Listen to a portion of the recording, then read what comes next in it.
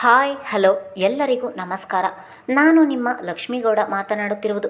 ಯಾರೆಲ್ಲ ಇನ್ನೂ ನನ್ನ ಕಾಮನಬಿಲ್ಲು ಕಥಾಗುಚ್ಛ ಯೂಟ್ಯೂಬ್ ಚಾನಲ್ ಸಬ್ಸ್ಕ್ರೈಬ್ ಮಾಡಿಲ್ಲ, ಪ್ಲೀಸ್ ಸಬ್ಸ್ಕ್ರೈಬ್ ಮಾಡಿ ಕತೆ ಕೇಳಿ. ಹಾಗೆ ನನ್ನ ಕತೆ ನಿಮಗೆಲ್ಲರಿಗೂ ಇಷ್ಟ ಆದರೆ ಕಮೆಂಟ್ ಮಾಡಿ, ಶೇರ್ ಮಾಡಿ. ಬಾಂಧವ್ಯದ ಬಾನಾಡಿಗಳು ಮುಂದುವರೆದ ಸಂಚಿಕೆ.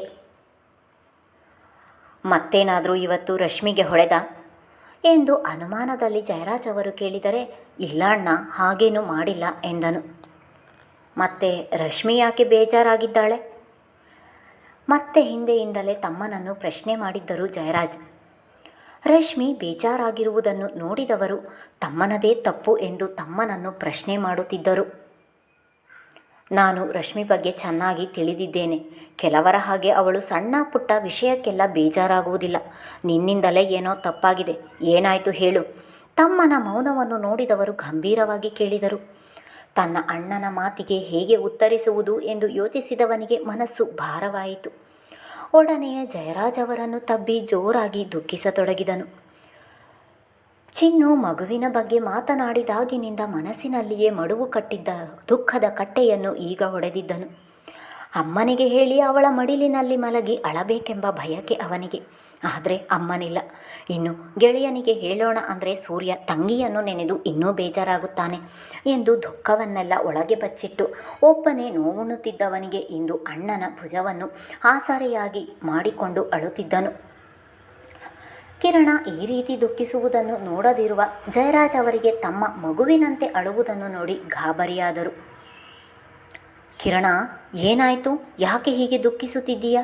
ಮೊದಲು ಸಮಾಧಾನ ಮಾಡ್ಕೊ ಎಂದು ಬೆನ್ನು ದಡವಿ ಸಮಾಧಾನ ಮಾಡುತ್ತಿದ್ದರು. ಸ್ವಲ್ಪ ಸಮಯದ ಬಳಿಕ ಅವರಿಂದ ಹಿಂದೆ ಸರಿದವನು, ಕ್ಷಮಿಸಿ ಅಣ್ಣ, ದುಃಖ ತಡೆಯಲು ಆಗಲಿಲ್ಲ, ಅದಕ್ಕೆ ಎಂದು ನಿಧಾನವಾಗಿ ಹೇಳಿದನು.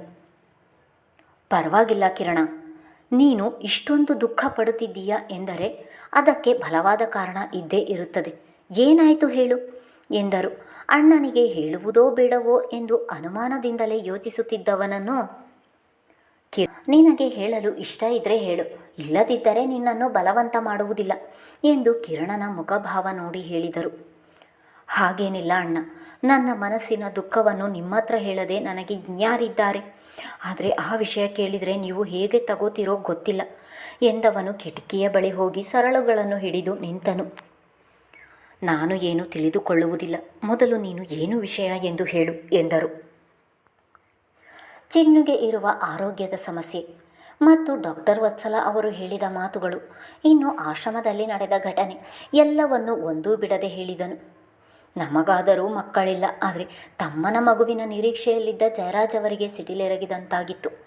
ಆದರೂ ಸಾವರಿಸಿಕೊಂಡು, ಅಂದರೆ ರಶ್ಮಿಗೆ ಮಕ್ಕಳಾಗುವ ಸಾಧ್ಯತೆ ಕಡಿಮೆ ಎಂದು ನಿನಗೆ ಮದುವೆಗೂ ಮುಂಚೆ ತಿಳಿದಿತ್ತ? ಆದರೂ ನೀನು ಮದುವೆಯಾಗಿದ್ದ ಎಂದು ಆಶ್ಚರ್ಯದಲ್ಲಿ ಕೇಳಿದರು. ಅವಳ ಪ್ರೀತಿ ಮುಂದೆ ಮಕ್ಕಳು ದೊಡ್ಡದೆನಿಸಲಿಲ್ಲ ಅಣ್ಣ. ನನಗೆ ಈಗಲೂ ಅದು ದೊಡ್ಡ ವಿಷಯವಲ್ಲ. ಆದರೆ ಇವತ್ತು ಆಶ್ರಮದಲ್ಲಿ ವಿಷಯದ ಬಗ್ಗೆ ಜಗಳವಾಯಿತು. ಅವಳಿಗೆ ಹೇಳಲು ಆಗಲ್ಲ. ಮಕ್ಕಳ ಬಗ್ಗೆ ಆಸೆ ಇಟ್ಟಿರುವವಳಿಗೆ ಈ ವಿಷಯ ಹೇಳಿದರೆ ಅದನ್ನು ಹೇಗೆ ಸ್ವೀಕರಿಸುತ್ತಾಳೆ ಗೊತ್ತಿಲ್ಲ. ಅದಕ್ಕೆ ಅವಳಿಗೆ ನಿಜ ಹೇಳಲು ಆಗದೆ ಬಿಡಲೂ ಆಗದೆ ಒದ್ದಾಡುತ್ತಿದ್ದೇನೆ ಎಂದು ಹೇಳುತ್ತಾ ಭಾವುಕನಾಗಿ ವಿಮುಖವಾಗಿ ನಿಂತಿದ್ದ ತಮ್ಮನ ಹೆಗಲ ಮೇಲೆ ಕೈ ಹಾಕಿದವರು, ಕಿರಣ, ನಿನ್ನನ್ನು ನನ್ನ ತಮ್ಮ ಎಂದು ಹೇಳಲು ಹೆಮ್ಮೆ ಆಗುತ್ತದೆ. ಇಷ್ಟು ದಿನ ರಶ್ಮಿಯನ್ನು ಮದುವೆಯಾಗಲು ನೀನು ಪುಣ್ಯ ಮಾಡಿದೆ ಎಂದು ತಿಳಿದಿದ್ದೆ. ಆದರೆ ನಿನ್ನಂಥ ಗಂಡನನ್ನು ಪಡೆಯಲು ರಶ್ಮಿ ಪುಣ್ಯ ಮಾಡಿದ್ದಾಳೆ. Really proud of you my boy. ಸದ್ಯಕ್ಕೆ ರಶ್ಮಿಗೆ ಈ ವಿಷಯ ಹೇಳದಿರುವುದೇ ಒಳ್ಳೆಯದು. ಇನ್ನೂ ಕಾಲ ಮಿಂಚಿಲ್ಲ. ಅಲ್ಲದೆ ಡಾಕ್ಟರ್ ಅವಳಿಗೆ ಮಕ್ಕಳು ಆಗೋದೇ ಇಲ್ಲ ಎಂದು ಹೇಳಿಲ್ಲ. ನಾವು ಕೂಡ ಭರವಸೆಯನ್ನು ಕಳೆದುಕೊಳ್ಳಬಾರದು. ಆ ಭಗವಂತನನ್ನು ನಂಬಿ ಜೀವನ ಮಾಡಬೇಕು. ನೀನು ಬೇಜಾರಾಗಬೇಡ. ನಿನ್ನಲ್ಲಿಯ ಒಳ್ಳೆಯತನಕ್ಕೆ ಒಳ್ಳೆಯದೇ ಆಗುತ್ತದೆ. ಆದರೆ ನೀನು ರಶ್ಮಿ ಮೇಲೆ ರೇಗಾಡುವುದು ನನಗೆ ಇಷ್ಟವಾಗುವುದಿಲ್ಲ. ಹೋಗಿ ಅವಳನ್ನು ಸಮಾಧಾನ ಮಾಡು ಎಂದು ಹೇಳಿ ಅಲ್ಲಿಂದ ಕಳಿಸಿದರು. ಇವರಿಬ್ಬರ ಮಾತು ಕೇಳಿದ ದಕ್ಷಿಣಿಯ ಕಣ್ಣಿನಲ್ಲಿ ಕಂಬನಿ ಜಾರಿದವು. ತನ್ನ ಅತಿ ಬುದ್ಧಿವಂತತನದಿಂದ ತನ್ನ ಕರುಳ ಕೊಡಿಯನ್ನು ಕಳೆದುಕೊಂಡವಳು ಇನ್ನು ತಾಯಿಯಾಗುವ ಭಾಗ್ಯವನ್ನೇ ಕಳೆದುಕೊಂಡಿದ್ದಳು. ತನ್ನ ಒಡಲನ್ನೊಮ್ಮೆ ಮುಟ್ಟಿ ನೋಡಿಕೊಂಡವಳು ಬಂದ ಕಣ್ಣೀರನ್ನು ಒರೆಸಿಕೊಂಡು ಚಿನ್ನುವನ್ನು ಅರಸಿ ಅಲ್ಲಿಗೆ ಹೋಗಿದ್ದಳು. ರಶ್ಮಿ, ಏನು ಮಾಡ್ತಿದ್ದೀಯಾ ಎಂದು ಹೇಳಿದವಳು ಕೋಣೆಯ ಒಳಗೆ ಬಂದಿದ್ದಳು. ಅದೇ ಯೋಚನೆಯಲ್ಲಿ ಕುಳಿತಿದ್ದವಳು ದಕ್ಷಿಣಿಯ ಮಾತಿಗೆ ಎಚ್ಚೆತ್ತು ಮುಖದ ಮೇಲೆ ನಗು ತರಿಸಿಕೊಂಡು ಬನ್ನಿ ಅಕ್ಕ ಎಂದಳು. ರಶ್ಮಿ, ನನ್ನ ಮೇಲೆ ನಂಬಿಕೆ ಇದ್ದರೆ ಆಶ್ರಮದಲ್ಲಿ ಏನಾಯಿತು ಹೇಳು ಎಂದಳು. ವಿಷಯ ತಿಳಿದಿದ್ದರೂ ಅವಳಿಂದಲೇ ಬಾಯಿ ಬಿಡಿಸಿ ಸಮಾಧಾನ ಮಾಡಬೇಕು ಎನ್ನುವ ಯೋಚನೆ ಅವಳದು. ದಕ್ಷಿಣಿ ಹಾಸಿಗೆ ಮೇಲೆ ಕೂರುತ್ತಿದ್ದ ಹಾಗೆ ಅವಳ ಮಡಿಲಿನಲ್ಲಿ ಮಲಗಿ ಜೋರಾಗಿ ಅತ್ತವಳು ಆಶ್ರಮದಲ್ಲಿ ನಡೆದ ಎಲ್ಲ ವಿಷಯವನ್ನು ಹೇಳಿದಳು. ಕಿರಣ ಹೇಳಿದ್ದು ಸರಿಯಾಗಿದೆ ಅಲ್ವಾ ರಶ್ಮಿ? ನೀನಿನ್ನೂ ಚಿಕ್ಕವಳು, ತಾಯಿಯಾಗಲು ದೇಹ ಗಟ್ಟಿಯಾಗಬೇಕು. ನೀನೆಷ್ಟು ಸಣ್ಣ ಇದ್ದೀಯಾಗು ನೋಡು. ಗರ್ಭಿಣಿ ಸಂದರ್ಭದಲ್ಲಿ ನಿನಗೇನಾದರೂ ತೊಂದರೆ ಆದರೆ ಎಂದು ಭಯದಲ್ಲಿ ಹಾಗೆ ಹೇಳಿದ್ದಾನೆ. ನೀನು ಅಷ್ಟಕ್ಕೆ ಬೇಜಾರಾಗಿದ್ದೀಯ ಎಂದರೆ ಅವರು ಹೇಳಿದ ಅರ್ಥನೇ ಬೇರೆ ಇತ್ತು ಅಕ್ಕ. ಇದೇ ವಿಷಯವಾಗಿದ್ದರೆ ನೇರವಾಗಿ ಹೇಳುತ್ತಿದ್ದರು. ಹೀಗೆ ಸಿಡುಕು ಮೂತಿ ಸಿದ್ದಪ್ಪನ ಹಾಗೆ ಆಡುತ್ತಿರಲಿಲ್ಲ. ಅತ್ತೆ, ಕಿರಣ ಎನ್ನುವ ಹೆಸರಿನ ಬದಲು ಕೋಪಿಷ್ಟ ಎನ್ನುವ ಹೆಸರು ಇಡಬೇಕಿತ್ತು. ಆಗ ಹೆಸರಿಗೂ ಮುಖಕ್ಕೂ ಸರಿ ಹೊಂದುತ್ತಿತ್ತು ಎಂದು ಮುಖ ಊದಿಸಿ ಹೇಳಿದಳು. ಅವಳ ಮುಗ್ಧ ಮಾತಿಗೆ ದಕ್ಷಿಣಿ ಜೋರಾಗಿ ನಕ್ಕಳು. ಮೊದಲ ಬಾರಿಗೆ ಇಷ್ಟೊಂದು ಜೋರಾಗಿ ನಗುತ್ತಿದ್ದ ಅತ್ತಿಗೆಯನ್ನು ನೋಡಿ ಅಲ್ಲೇ ಬಾಗಿಲಿನಲ್ಲಿ ಕೈಕಟ್ಟಿ ನಿಂತಿದ್ದ ಕಿರಣನ ಮುಖದಲ್ಲೂ ನಗು ಅರಳಿತು. ರಶ್ಮಿ, ಗಂಡನಿಗೆ ಹಾಗೆಲ್ಲ ಹೇಳಬಾರ್ದು. ಕಿರಣ ಕೇಳಿಸಿಕೊಂಡರೆ ಏನು ಮಾಡ್ತೀಯಾ ಎಂದು ದಕ್ಷಿಣಿ ಕೇಳಿದರೆ, ಕೇಳಿಸಿಕೊಳ್ಳಲಿ ಬಿಡಿ, ನಾನೇನು ಇಲ್ಲದೇ ಇರುವುದನ್ನು ಹೇಳಿಲ್ಲ, ಇರುವುದನ್ನೇ ಹೇಳಿದ್ದು ಎಂದವಳು ಬಾಗಿಲಿನಲ್ಲಿ ಕೈಕಟ್ಟಿ ದುರು ನೋಡುತ್ತಿದ್ದ ನಿಂತಿದ್ದ ಕಿರಣನನ್ನು ನೋಡಿದವಳು ಉಗುಳು ನುಂಗಿದಳು. ದಕ್ಷಿಣಿ ಚಿನ್ನು ನೋಟ ನೆಟ್ಟ ಕಡೆ ನೋಡಿದರೆ ಅಲ್ಲಿ ಕಿರಣನನ್ನು ನೋಡಿ ಚಿನ್ನು ಕಡೆಗೊಮ್ಮೆ ನೋಡಿ ಮತ್ತೆ ನಕ್ಕವಳು.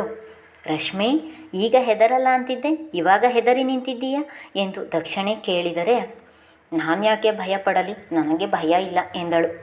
ತಾನು ಆಡಿದ ಮಾತುಗಳನ್ನು ಕೇಳಿಸಿಕೊಂಡು ಏನೆಂದುಕೊಂಡರೋ ಏನೋ ಎಂದು ಹಾಗೆ ಒಳಗೆ ಭಯವಿದ್ದರೂ ಹೊರಗೆ ಅದನ್ನು ತೋರಿಸಿಕೊಳ್ಳದೆ, ನಾನ್ಯಾಕೆ ಭಯಪಡಲಿ, ನನಗೆ ಭಯ ಇಲ್ಲ ಎಂದಳು. ತಾನು ಆಡಿದ ಮಾತುಗಳನ್ನು ಕೇಳಿಸಿಕೊಂಡು ಏನೆಂದುಕೊಂಡರೋ ಏನೋ ಎಂದು ಒಳಗೆ ಭಯವಿದ್ದರೂ ಅದನ್ನು ತೋರಿಸಿಕೊಳ್ಳದೆ ಹೇಳಿದಳು. ಸರಿ, ನೀವು ಮಲಗಿ, ನನಗೆ ಕೆಲಸ ಇದೆ ಎಂದು ಹೇಳಿ ಹೊರಗೋದಳು ದಕ್ಷಿಣಿ ಒಳಗಿದ್ದಾಗ ಇದ್ದ ಭಂಡ ಧೈರ್ಯ ಈಗ ಹಾರಿ ಹೋಗಿತ್ತು. ಈಗ ಕಿರಣ ಕೇಳಿದರೆ ಏನು ಹೇಳುವುದು ಎಂದು ದುಪ್ಪಟ್ಟವನ್ನು ಬೆರಳಿಗೆ ಸುತ್ತುತ್ತಾ ನಿಂತಿದ್ದಳು. ಕಿರಣ ಇನ್ನೇನು ಅವಳ ಸಮೀಪ ಬರಬೇಕು ಎನ್ನುವಷ್ಟರಲ್ಲಿ ಅವನ ಮೊಬೈಲ್ ರಿಂಗಣಿಸಿತು. ಮೊಬೈಲ್ ತೆಗೆದು ನೋಡಿದವನು ಕಚೇರಿಯ ಕರೆಯಾಗಿದ್ದರಿಂದ ಮೊಬೈಲ್ ಹಿಡಿದು ಹೊರಗೋದನು. ಕಿರಣ ಹೊರಗೆ ಹೋಗಿದ್ದನ್ನು ನೋಡಿದವಳು ನಿಡಿದಾದ ಉಸಿರನ್ನು ಹೊರದಬ್ಬಿ ಅವರು ಬರುವಷ್ಟರಲ್ಲಿ ಮಲಗಬೇಕು ಎಂದು ತನ್ನಲ್ಲಿಯೇ ಹೇಳಿಕೊಂಡು ತಲೆಯ ತುಂಬ ರಗ್ಗು ಹೊದ್ದು ಮಲಗಿದಳು. ಕಿರಣನಿಗೆ ಮ್ಯಾನೇಜರ್ ಲಿಂಗಸೂರು ಕಾರ್ಯಪ್ಪಗೌಡ ಕರೆ ಮಾಡಿದ್ದರಿಂದ ಪ್ರಾಜೆಕ್ಟ್ ಬಗ್ಗೆ ಅರ್ಧ ತಾಸಿನವರೆಗೂ ಮಾತನಾಡಿ ಒಳಬಂದರೆ ತನ್ನ ಮಡದಿ ಆಗಲೇ ಮುಸುಕೊದ್ದು ಮಲಗಿದ್ದಳು. ನಂಗೊತ್ತು, ನೀನಿನ್ನೂ ಮಲಗಿಲ್ಲ, ಮಲಗಿರುವ ಹಾಗೆ ನಾಟಕ ಮಾಡ್ತಿದ್ದೀಯ. ಏನಂದೆ? ನಾನು ಸಿಡುಕು ಮೂತಿ ಸಿದ್ದಪ್ಪನ? ಇನ್ನೊಂದು ಹೆಸರು ಕೋಪಿಷ್ಟ ಅಂತಾನ? ಅದೆಲ್ಲಿಂದ ಹುಡುಕಿದೆ ಈ ಹೆಸರು ಎಂದು ಮಾತನಾಡುತ್ತಲೇ ಅವಳ ಮುಸುಕನ್ನು ಸರಿಸಿದರೆ ಅವಳು ಸೊಂಪಾದ ನಿದಿರೆಯಲ್ಲಿರುವುದನ್ನು ನೋಡಿ ಆಗಲೇ ಮಲಗಿದ್ದೀಯಾ ಎಂದವನು ಅವಳ ಪಕ್ಕ ಅಡ್ಡಾದನು. ಸಾರಿ ಚಿನ್ನು, ಕೋಪದಲ್ಲಿ ನಿನ್ನ ಮೇಲೆ ರೇಗಾಡಿದೆ. ನೀನು ನೋವು ತಿಂದರೆ ಈ ಹೃದಯ ಸಹಿಸುವುದಿಲ್ಲ. ನೀನು ಯಾವಾಗಲೂ ನಗುತ್ತಿರಬೇಕು. ಹೀಗೆ ಮುಖ ಊದಿಸಿಕೊಂಡಿದ್ದರೆ ಚೆನ್ನಾಗಿ ಕಾಣಿಸುವುದಿಲ್ಲ ಎಂದು ಹೇಳಿದವನು ನಿದ್ರಿಸುತ್ತಿದ್ದವಳ ಹಣೆಗೆ ಚುಂಬಿಸಿ ತನ್ನ ತೋಳಿನ ಮೇಲೆ ಮಗುವಿನ ರೀತಿ ಮಲಗಿಸಿಕೊಂಡನು. ಬೆಳಗ್ಗೆ ಬೇಗ ಎಚ್ಚರವಾದವಳಿಗೆ ಗಂಡನ ತೋಳಿನಲ್ಲಿ ಮಲಗಿರುವುದನ್ನು ನೋಡಿ ನಾನು ಯಾವಾಗ ಹೀಗೆ ಮಲಗಿದೆ ಎಂದುಕೊಂಡವಳು ಕಿರಣನಿಗೆ ಎಚ್ಚರವಾಗದ ಹಾಗೆ ಎದ್ದು ಕಳ್ಳ ಬೆಕ್ಕಿನ ಹೆಜ್ಜೆ ಇರಿಸಿ ಬಚ್ಚಲ ಮನೆ ಹೊಕ್ಕವಳು ತಯಾರಾಗಿ ಕೆಳಗೋಡಿದಳು. ಅವಳು ಅಡಿಗೆ ಮನೆಗೆ ಹೋಗುವಷ್ಟರಲ್ಲಿ ದಕ್ಷಿಣಿ ಕಾಫಿ ಮಾಡಿ ಆಗಲೇ ತಿಂಡಿಗೆ ರೆಡಿ ಮಾಡುತ್ತಿದ್ದಳು. ಅಕ್ಕ, ಇದನ್ನೆಲ್ಲ ನೀವ್ಯಾಕೆ ಮಾಡುತ್ತಿದ್ದೀರಾ? ನಾನೇ ಮಾಡ್ತೀನಿ, ನೀವು ಈ ಕಡೆ ಬನ್ನಿ ಎಂದಳು. ಯಾಕೆ ರಶ್ಮಿ, ಇದು ನನ್ನ ಮನೆ ಅಲ್ವಾ, ನಾನು ಕೆಲಸ ಮಾಡಬಾರ್ದಾ? ನೀನು ನನಗಿಂತ ಚಿಕ್ಕವಳು, ಎಲ್ಲ ಕೆಲಸ ನೀನೇ ಮಾಡ್ತೀಯ. ನಾನು ಇಲ್ಲಿ ಬಂದಾಗಿನಿಂದಲೂ ಕೂತು ತಿಂತಿದ್ದೀನಿ, ನನಗೂ ಕೆಲಸ ಮಾಡಲು ಬಿಡು. ಅಥವಾ ನಾನು ಚೆನ್ನಾಗಿ ಮಾಡಲ್ಲ, ಹೇಗೆ ತಿನ್ನುವುದು ಎಂಬ ಭಯವೇ ಎಂದು ನಕ್ಕು ಹೇಳಿದಳು. ಹಾಗೇನಿಲ್ಲ ಅಕ್ಕ, ಸುಮ್ಮನೆ ನಿಮಗ್ಯಾಕೆ ತೊಂದರೆ ಅಂತ ಅಷ್ಟೇ ಎಂದಳು.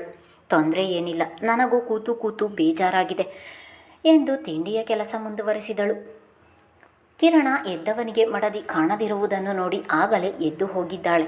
ನನ್ನಿಂದ ತಪ್ಪಿಸಿ ಓಡಾಡುತ್ತಿದ್ದಾಳೆ ಎಂದು ಮುಗುಳು ನಕ್ಕವನು ಸ್ನಾನ ಮಾಡಿ ರೆಡಿಯಾಗಿ ಹೆಂಡತಿಯನ್ನರಸಿ ಕೆಳಗಡೆ ಬಂದರೆ, ಅಡುಗೆ ಮನೆಯಲ್ಲಿ ಅತ್ತಿಗೆ ಜೊತೆ ಕೆಲಸ ಮಾಡುತ್ತಿದ್ದವಳನ್ನು ನೋಡಿ ಅಲ್ಲಿಯೇ ಸೋಫಾದ ಮೇಲೆ ಅಣ್ಣನ ಜೊತೆ ಪೇಪರ್ ಹಿಡಿದು ಕುಳಿತನು.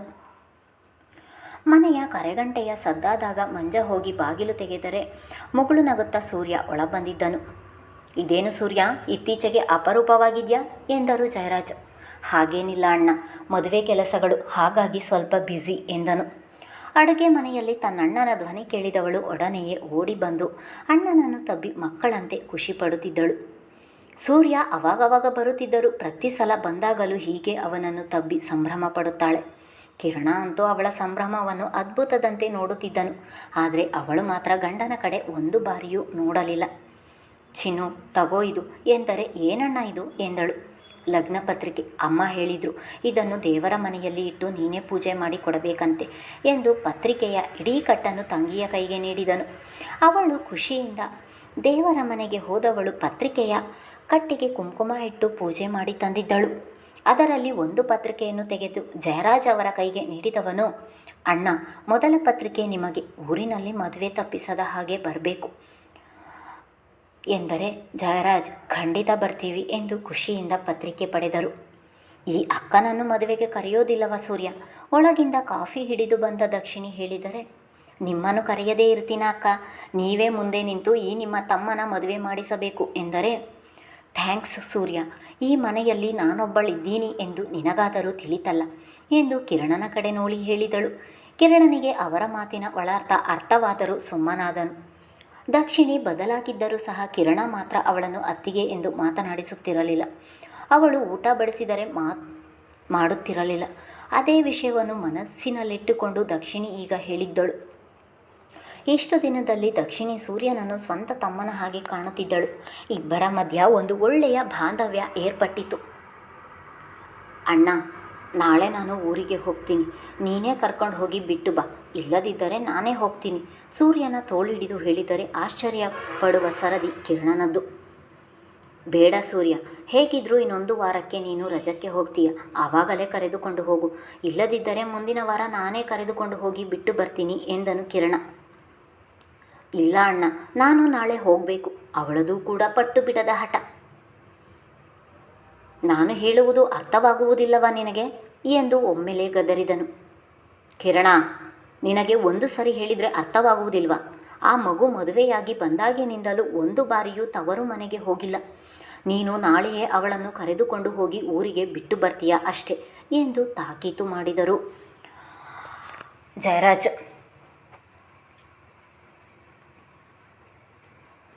ನನಗೆ ಆಫೀಸ್ ರಜೆ ಇಲ್ಲ, ನೀನೇ ಕರೆದುಕೊಂಡು ಹೋಗು ಸೂರ್ಯ ಎಂದು ಹೇಳಿ ಅಲ್ಲಿಂದ ಎದ್ದು ರಭಸವಾಗಿ ಎದ್ದು ಹೋದನು. ಇವರಿಬ್ಬರ ಮಾತು ಕೇಳುವಾಗಲೇ ಏನೋ ಸರಿಯಿಲ್ಲ ಎಂದು ಯೋಚಿಸಿದ ಸೂರ್ಯನಿಗೆ ಈಗ ಖಾತ್ರಿಯಾಗಿತ್ತು. ತಂಗಿಗೆ ಕಣ್ಣಿನಲ್ಲಿಯೇ ಏನಾಯಿತು ಎಂದು ಸನ್ನೆ ಮಾಡಿ ಕೇಳಿದರೆ ಏನಿಲ್ಲ ಎಂದು ತಲೆಯಾಡಿಸಿದಳು. ಕಿರಣ ಕೋಪದಲ್ಲಿ ಹೋಗಿದ್ದನ್ನು ನೋಡಿದವನು, ಕಿರಣ ನಿಂತ್ಕೊಳ್ಳೋ ಎಂದು ಕಿರಣನ ಹಿಂದೆ ಓಡಿದನು ಸೂರ್ಯ. ರಶ್ಮಿ, ನೀನು ಬೇಜಾರಾಗಬೇಡ, ಅವನೇ ಬರ್ತಾನೆ ಎಂದು ಅಲ್ಲಿಂದ ಹೊರಟಿದ್ದರು ಜಯರಾಜ್. ಇತ್ತ ಚಿನ್ನು ಕಣ್ಣಿನಲ್ಲಿ ನೀರು ತುಂಬಿಕೊಂಡು ಅಡಿಗೆ ಮನೆಗೆ ಹೋಗಿದ್ದಳು. ಮುಂದುವರಿಯುವುದು. ಧನ್ಯವಾದಗಳು.